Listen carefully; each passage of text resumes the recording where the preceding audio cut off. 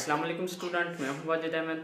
तो आज हम अपने इस कोर्स में सीखेंगे वर्डप्रेस। तो कैसे हम एक वेबसाइट बना सकते हैं और वेबसाइट डॉलर में सेल कर सकते हैं किसी भी आउट ऑफ कंट्री में। तो चलो आज के इस कोर्स में हम सीखते हैं कि हम वेबसाइट कैसे बनाएंगे। तो चलो चलते हैं हम अपनी इस द लैपटॉप की कोर्स स्क्रीन। आउटलाइन। इस कोर्स के तकरीबन 15 टू 16 मॉड्यूल्स हैं। सबसे पहले फर्स्ट मॉड्यूल में हम इंट्रोडक्शन करेंगे, वर्डप्रेस क्या है, वर्डप्रेस को हम क्यों प्रेफर करते हैं, कितने टाइप्स ऑफ CMS हैं, wordpress.org और wordpress.com में क्या फ़र्क है, डोमेन एंड होस्टिंग का क्या कॉन्सेप्ट है और वेबसाइट बनाने से पहले वेबसाइट की प्लानिंग कैसे की जाती है। सेकंड मॉड्यूल में हम देखेंगे कि डोमेन एंड होस्टिंग कैसे परचेज करते हैं, वो कौन से फैक्टर्स हैं जो कि इम्पोर्टेंट हैं आपको कंसिडर करना while purchasing domain and hosting. How to connect domain and hosting. Second module में हम ये भी देखेंगे कि डोमेन एंड होस्टिंग को आपस में कैसे कनेक्ट किया जाता है। How to get free domain and hosting as a beginner. मैं रिकमेंड करूंगा कि आप domain and hosting, free domain and hosting पे काम करें। उसके लिए हमें XAMPP for local hosting install करना पड़ेगा। मैं आपको बताऊंगा कि आपने उसे कैसे कॉन्फ़िगर करना है, लोकल होस्टिंग पे किस तरह काम करना है, कैसे वेबसाइट क्रिएट करनी है। तो complete step by step free domain and hosting पे मैं आपको सिखाऊंगा कि आपने वेबसाइट कैसे बिल्ड करनी है और लेटर ऑन आप उसे लाइव कैसे कर सकते हैं प्रोफेशनल प्लान पे। फोर्थ मॉड्यूल में हम देखेंगे कि आप वर्डप्रेस की इंस्टॉलेशन कैसे कर सकते हैं, cPanel क्या है उसे डिस्कस करेंगे। होस्टिंग के बाद होस्टिंग को कंट्रोल करने के लिए आपको cPanel का एक डैशबोर्ड मिलता है जहां से आप अपने होस्टिंग को कंट्रोल कर सकते हैं, डिफरेंट फीचर्स फंक्शंस एक्सेस कर सकते हैं, वो हम डिस्कस करेंगे। ईमेल क्रिएशन वाया cPanel से आप ईमेल कैसे क्रिएट कर सकते हैं और फाइनली cPanel के थ्रू आप वर्डप्रेस की इंस्टॉलेशन कैसे कर सकते हैं। फिफ्थ मॉड्यूल में हम वर्डप्रेस के डैशबोर्ड को देखेंगे कि बेसिक सेटिंग्स, वर्डप्रेस की बेसिक सेटिंग्स क्या होती हैं, आपने अपने वर्डप्रेस वेबसाइट को सिक्योर कैसे करना है, SSL सर्टिफिकेट कैसे इंस्टॉल करना है और साथ ही हम वर्डप्रेस डैशबोर्ड के डिफरेंट ऑप्शंस को भी एक्सप्लोर करेंगे। देन सिक्स मॉड्यूल में हम वर्डप्रेस के थीम्स डिस्कस करेंगे, पेजेस कैसे क्रिएट की जाती हैं, post, categories, side bars and menus WordPress की वेबसाइट में कैसे क्रिएट की जाती हैं। साथ ही हम पेजेस एंड पोस्ट में क्या डिफरेंस है वो डिस्कस करेंगे, कैटेगरीज एंड सब कैटेगरीज क्रिएट करना सीखेंगे, side bars and menus create करना सीखेंगे। देन हम वर्डप्रेस प्लगइन्स को डिस्कस करेंगे। नाइन्थ मॉड्यूल में हम कंप्लीट वेबसाइट बिल्ड करेंगे वाया फ्री थीम और साथ ही हम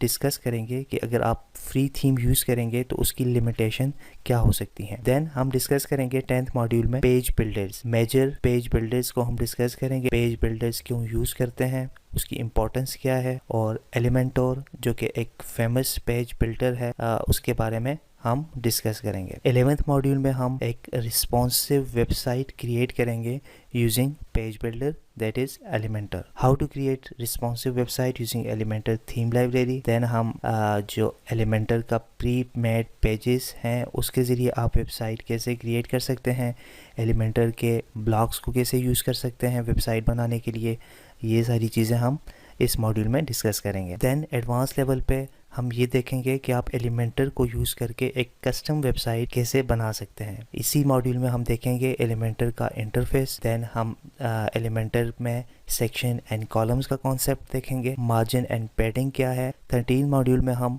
ई-कॉमर्स वेबसाइट कैसे क्रिएट की जाती है, WooCommerce प्लगइन को डिस्कस करेंगे जो कि ई-कॉमर्स वेबसाइट के लिए यूज़ की जाती है और फाइनली हम फिर complete e-commerce website step by step मैं आपको क्रिएट करके बताऊंगा। 14 मॉड्यूल में हम देखेंगे कि how to transfer domain name from one registrar to another. 15 module में हम website, after creation of website हम Google search console and Google analytics कैसे इंटीग्रेट कर सकते हैं अपने वेबसाइट पे, वो चीज़ें डिस्कस करेंगे। And other integration with WordPress, other integration में फेसबुक का पिक्सल या गूगल एड्स अगर आपने रन करना है और गूगल एड्स के पिक्सल को अपनी वेबसाइट पे कैसे अटैच करना है या एनी अदर इंटीग्रेशन जो कि आप अपनी वर्डप्रेस वेबसाइट पे इंटीग्रेट कर सकते हैं वो हम देखेंगे। फाइनली हम ये डिस्कस करेंगे कि वर्डप्रेस स्किल एक्वायर करने के बाद आप इससे इस स्किल को यूज़ करके किस तरह अर्निंग कर सकते हैं,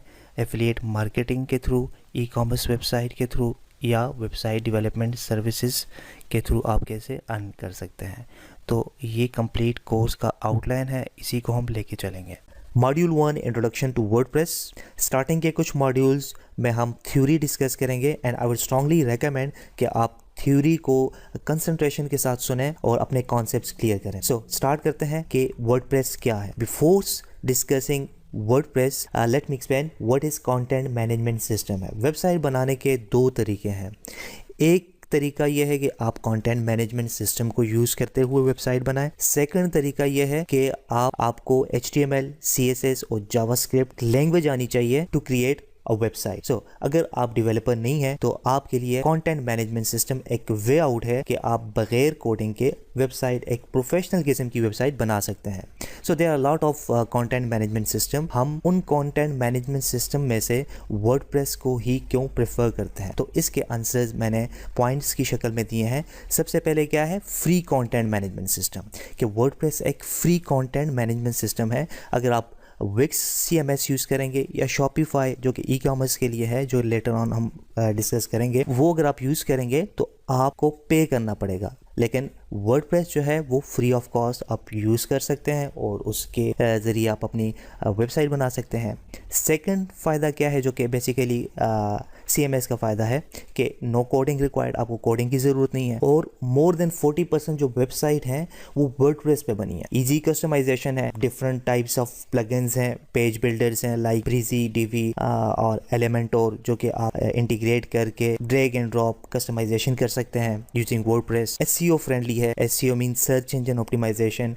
अगर आप चाहते हैं कि आपकी जो वेबसाइट है वो गूगल पे रैंक हो जाए तो WordPress is the best platform जो कि SEO फ्रेंडली है। Next, low cost free themes available. आपके पास बेइंतहा फ्री थीम्स अवेलेबल हैं जो कि स्टार्टिंग में आप यूज़ कर सकते हैं। एज अ बिगिनर आप फ्री थीम से अपनी वेबसाइट डेवलप कर सकते हैं।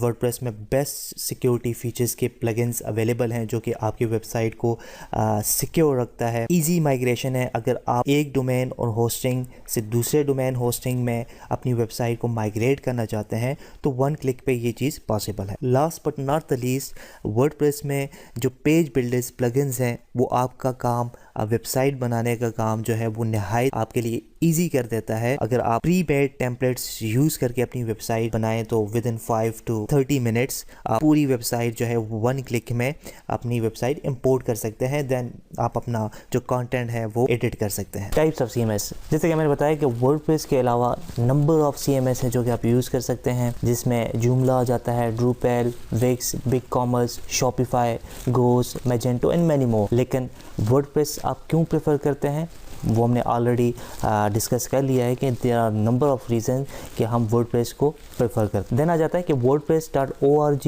और wordpress.com में क्या फ़र्क है। एज अ बिगिनर आप इस चीज़ में कंफ्यूज हो सकते हैं कि मुझे wordpress.org यूज़ करना चाहिए या wordpress.com का प्लेटफॉर्म यूज़ करना चाहिए। तो हम इसमें देखते हैं कि इन दोनों में क्या डिफरेंस है। तो wordpress.org बेसिकली एक फ्री प्लेटफॉर्म है। आपको इसमें करना सिर्फ ये अपना डोमेन और होस्टिंग परचेज करना है and then you are good to go. आपकी जो वेबसाइट है फुल कंट्रोल आ जाता है। Free plugin, free theme use कर सकते हैं। जोन सा चाहे आप free plugin, theme, paid plugins, themes वगैरह आप यूज़ कर सकते हैं सिर्फ wordpress.org में। आप गूगल एनालिटिक्स यूज़ कर सकते हैं, फेसबुक का पिक्सल इंटीग्रेट कर सकते हैं, अदर जितने भी प्लेटफॉर्म्स हैं उनको आपस में इंटीग्रेट कर सकते हैं। मोस्ट इंपॉर्टेंटली, अगर आप wordpress.org के प्लेटफॉर्म में हैं then you can earn money via Google AdSense, जबकि wordpress.com में ये चीज़ पॉसिबल नहीं है अगर आप फ्री प्लान में हैं।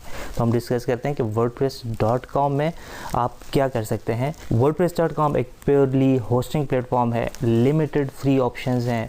अगर आप फ्री यूज़ करेंगे इसे तो अप टू 3 GB आपको ये अलाउ करता है। और सबसे इम्पॉर्टेंट जो ड्रॉबैक है कि आप गूगल एडसेंस यूज़ नहीं कर सकते फ्री प्लान में, मोनेटाइज नहीं कर सकते। प्लगइन्स और थीम्स जितने भी वर्डप्रेस आपको ऑफर करता है, फ्री थीम्स एंड प्लगइन्स, वो आप wordpress.com में यूज़ नहीं कर सकते। इसी तरह Google analytics, other third party जितने भी एप्स हैं वो आप इंटीग्रेट नहीं कर सकते wordpress.com पे। देन आप अपना खुद का डोमेन इसमें फ्री प्लान में अटैच नहीं कर सकते। फ्री प्लान यूज़ कर रहे हैं तो आपका डोमेन जो है वो कुछ इस तरह होगा, आपके वेबसाइट का नेम .wordpress.com, तो आपकी इसमें ब्रांडिंग पॉसिबल नहीं है। कभी भी आपकी वेबसाइट जो है वो wordpress.com डिलीट कर सकती है अपने डेटाबेस से। ई कॉमर्स वेबसाइट आप फ्री प्लान में यूज़ नहीं कर सकते, मेंबरशिप वेबसाइट नहीं यूज़ कर सकते। इन सारे पॉइंट्स को डिस्कस करने का मकसद ये था ताकि आपको पता चले कि आपको wordpress.org ऑप्ट करना चाहिए या wordpress.com। सो इन चीज़ों को देख के तो आई स्ट्रांगली रिकमेंड कि आप wordpress.org आपको ऑप्ट करना चाहिए। Next is domain name. Domain name आपकी वेबसाइट का एक यूनिक एड्रेस है। जैसे आपके घर का एक एड्रेस होता है जो कि यूनिक होता है, आपके घर का एड्रेस किसी दूसरे घर के एड्रेस के साथ मैच नहीं करेगा, तो सेम वेबसाइट का एड्रेस जो है वो किसी भी दूसरी वेबसाइट के साथ मैच नहीं करेगा। So it's a unique IP address basically. So IP address is difficult to remember. So यहाँ पे डोमेन नेम सिस्टम का कॉन्सेप्ट आ जाता है। डोमेन नेम सिस्टम बेसिकली आपके वेबसाइट को कन्वर्ट करता है, वेबसाइट नेम को कन्वर्ट करता है उसके अगेंस्ट जो आईपी एड्रेस है उसमें। लेट से आपने google.com लिखा, ब्राउज किया, डीएनएस का क्या रोल है, वो google.com के अगेंस्ट अपना डेटाबेस चेक करेगा कि google.com के अगेंस्ट आईपी एड्रेस कौन सा है। जब वो आइडेंटिफाई कर लेगा कि google.com के अगेंस्ट ये आईपी एड्रेस है तो वो रिक्वेस्ट सेंड बैक कर देगा ब्राउज़र को, और ब्राउज़र देन उस आईपी एड्रेस पे जाके इंफॉर्मेशन रिट्रीव करेगा। इस स्लाइड में आपको मज़ीद क्लियर हो जाएगा। लेट्स से मैंने कोई भी वेबसाइट स्टेप 1 में ब्राउज़ किया, वो रिक्वेस्ट डीएनएस सर्वर के पास जाएगा, वो अपने डेटाबेस में चेक करेगा, अगर उसके पास उस डोमेन नेम का आईपी एड्रेस अवेलेबल हुआ तो वो रिक्वेस्ट बैक सेंड कर देगा। अगर नहीं, जिस तरह इस केस में इसके पास नहीं है, record for the domain is not in my cache, I will forward this query to another server, तो ये अनदर सर्वर दूसरे सर्वर को रिक्वेस्ट सेंड कर देगा। अब थर्ड स्टेप में देखें, दैट्स इन माई कैशे, कि ये जो डोमेन नेम है वो मेरे कैशे में अवेलेबल है, तो वो इसे दोबारा सेंड कर देगा और ये अपने पास एक कॉपी रख देगा कि फ्यूचर में अगर इस डोमेन नेम की रिक्वेस्ट आई तो मेरे पास डेटाबेस में अवेलेबल होगा। तो वो जब इसके पास आ जाएगा तो वो रिक्वेस्ट बैक कर देगा। अब इस केस में फिफ्थ स्टेप में क्या होगा, thanks for the IP address, let me establish a connection to the server now. अब इसके ब्राउज़र के पास आईपी एड्रेस आ गया है तो वो डायरेक्ट सर्वर को रिक्वेस्ट सेंड करेगा और जो भी रिक्वायर्ड यूज़र ने इंफॉर्मेशन मांगी हैं वो रिट्रीव करके यूज़र के सामने पेश कर देगा। तो ये ओवरऑल पिक्चर है कि जब भी आप डोमेन नेम सर्च करते हैं, सर्च करने से लेके इंफॉर्मेशन आपके स्क्रीन पे आने तक बैक एंड पे ये प्रोसेस हो रहा हो। इसके बाद हम डिस्कस करते हैं कि कोई भी डोमेन नेम है, यूआरएल है, ये कंप्लीट एक यूआरएल है। जो भी आप वेबसाइट का जो एड्रेस एंटर करते हैं उसके कौन कौन से पार्ट्स हैं। सबसे पहले जो पार्ट है वो है http:// तो इस पार्ट का नाम क्या है, प्रोटोकॉल, इसे हम प्रोटोकॉल कहते हैं। और www ये सब डोमेन है, और जो आपका एड्रेस नाम है, जिस तरह facebook.com में जो फेसबुक है वो डोमेन नेम है, और .com, .org, .net ये क्या है, ये टॉप लेवल डोमेन है। अगर facebook.com कंप्लीट, अगर मैं ये क्या है, कंप्लीट इसका नाम क्या है, ये रूट डोमेन है। अगर इंडिविजुअली मैं इसे पढ़ूँ, इंडिविजुअली अगर इसे मैं देखूँ तो Facebook domain name and .com जो है वो टॉप लेवल डोमेन। तो ये इसकी डिस्ट्रीब्यूशन है। नेक्स्ट हम देखते हैं कि व्हाट इज़ होस्टिंग। होस्टिंग क्या है, होस्टिंग जिस तरह डोमेन नेम अगर आपका एड्रेस है तो होस्टिंग वो जगह है जहाँ पे आपकी फ़ाइल्स पड़ी हुई हैं। कोई भी वेबसाइट बनाने के लिए आपको दो चीज़ें चाहिए होती हैं, एक डोमेन नेम, उसका एड्रेस, और दूसरा होस्टिंग। होस्टिंग जहाँ पे आप अपनी फ़ाइल्स, अपनी वेबसाइट का डेटा स्टोर रखेंगे। होस्टिंग में डिफरेंट टाइप्स हैं, जैसे shared hosting, virtual private server, dedicated hosting. Shared hosting में क्या है कि एक ही सर्वर है और बहुत सारे लोग जो हैं वो आपके साथ सर्वर शेयर कर रहे हैं, सर्वर्स एंड रिसोर्सेज आपके साथ शेयर कर रहे हैं। और वर्चुअल प्राइवेट सर्वर में आपको डेडिकेटेड रिसोर्सेज अलॉट की जाती हैं। सर्वर एक ही है लेकिन उसके जो सर्वर के जो रिसोर्सेज हैं, उसका जो रैम है, स्पीड है, वो हर इंडिविजुअल के लिए, चाहे वो यूज़ करे या ना करे, वो उसके लिए डेडिकेटेड रिसोर्स अलॉट हो जाता है। तो ये शेयर्ड होस्टिंग और वर्चुअल प्राइवेट सर्वर में ये डिफरेंस है। अब वर्चुअल प्राइवेट सर्वर और डेडिकेटेड होस्टिंग में ये डिफरेंस है कि वर्चुअल प्राइवेट सर्वर में सर्वर एक है और मल्टीपल यूज़र्स हैं जो कि उस सर्वर के रिसोर्सेज शेयर कर रहे हैं, उसकी स्पीड वगैरह, उसकी रैम और जो सीपीयू वगैरह है वो शेयर कर रहे हैं। जबकि डेडिकेटेड होस्टिंग में एक यूज़र के लिए एक सर्वर डेडिकेट हो जाता है। तो ऑफ कोर्स ये कॉस्टली ऑप्शन है, इकोनॉमिकल नहीं है। स्टार्टिंग में हम शेयर्ड होस्टिंग पे जाते हैं जहाँ पे एक सर्वर बहुत सारे लोग यूज़ कर रहे होते हैं। फ्यूचर में जब ऑडियंस हमारी वेबसाइट की ज़्यादा हो जाती है तो हम शेयर्ड होस्टिंग से वर्चुअल प्राइवेट सर्वर या डेडिकेटेड होस्टिंग में कन्वर्ट कर लेते हैं। तो स्टार्टिंग में हम शेयर्ड होस्टिंग ऑप्ट करते हैं। जब आप डोमेन इन होस्टिंग परचेज़ कर लेते हैं तो नेक्स्ट स्टेप आ जाता है वेबसाइट को प्लान करने का। आपने ये देखना है कि आप कौन सी वेबसाइट बना रहे हैं, आया वो ब्लॉगिंग की वेबसाइट है या ई-कॉमर्स की है या स्टैटिक या बिज़नेस वेबसाइट है। तो उस बेस पे आप अपनी वेबसाइट का स्ट्रक्चर डिज़ाइन करते हैं। स्ट्रक्चर में क्या क्या चीज़ें आ जाती हैं कि उसमें आप वेबसाइट की कितने पेजेस होंगे, कितनी कैटेगरीज़ होंगी, कंटेंट कैसे होगा, थीम सिलेक्शन कैसे होगी। थीम सिलेक्शन जो है वो आपकी टारगेट ऑडियंस पे डिपेंड करेगा कि आपकी वेबसाइट की टारगेट ऑडियंस क्या है। इसी तरह टाइपोग्राफी वगैरह आप प्लान करेंगे, फ़ॉन्ट्स सेट करेंगे कि मैंने अपनी वेबसाइट में ये टाइपोग्राफी या फ़ॉन्ट्स यूज़ करना है। कलर कम्बिनेशन आप सेलेक्ट करेंगे कि ये कम्बिनेशन में अपनी वेबसाइट पे ये कलर कम्बिनेशन रखूँगा। तो ये सारी चीज़ें आपने वेबसाइट बनाने से पहले प्लान करनी होगी। ये था हमारा आज का मॉड्यूल नंबर 1 जो हमने आज सीखा। तो हम कल इंशाल्लाह मॉड्यूल नंबर 2 सीखेंगे। Thank you.